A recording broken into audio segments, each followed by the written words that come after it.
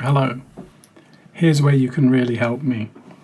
I've been trying to work on a pitch for undrafting, a draft of a pitch for undrafting, and I'm not sure what it's like. It's end of first draft, and I'd like some feedback on how it's working.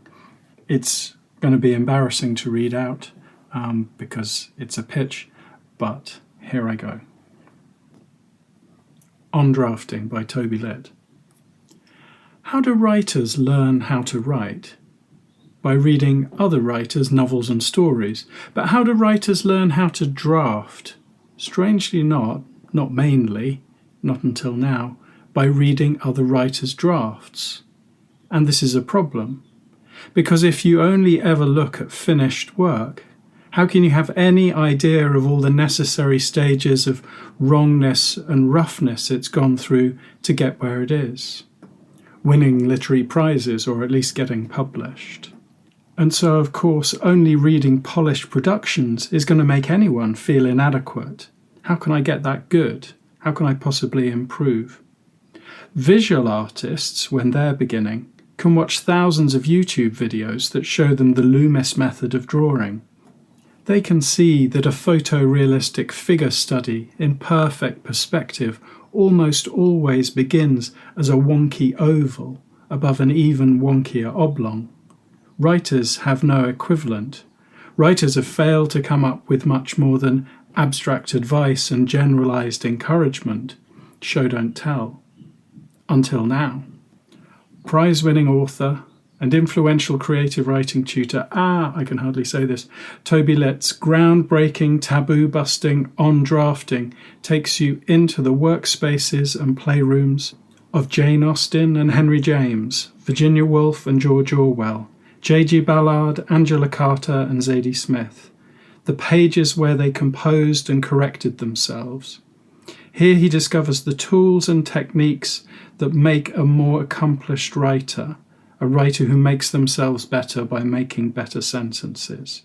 Applies to academics too. On Drafting contains a complete guide to point of view and writing exercises for coming up with, developing and refining story ideas. Whether you're aiming to write best-selling genre fiction or experimental small press fiction, your means of production will be the same basic letters and lines. For all of these great writers, the story began on the page, and the page was scribbled, the page was typed, the page was on a screen. On Drafting, the writing manual that's been missing, because all the other writing manuals haven't actually been about writing. Yes, I know it's a bit much, it's probably much too much, but your suggestions for improvements, changes, going back to the first draft, zero draft again, and giving it another go.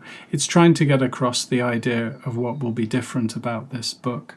There are enough writing manuals out there, but it seems to me slightly mystifying that none of them, or none of them that I'm really aware of, actually focus on the page itself where the writer did the writing, or open up that space, uses the work of genetic criticism that critics have done on someone like David Foster Wallace or on Jane Austen, and makes that available as something that a writer who's just starting out could learn from.